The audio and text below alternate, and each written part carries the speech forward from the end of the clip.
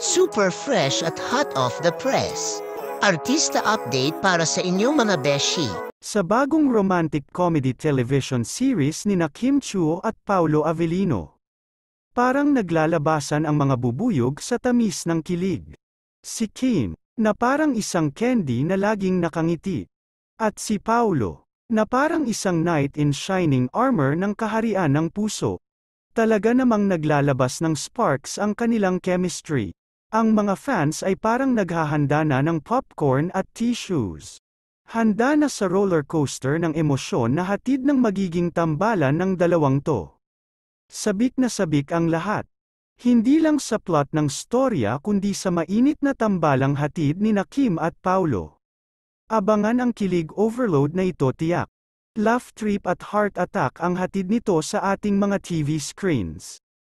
Hola, buenos días.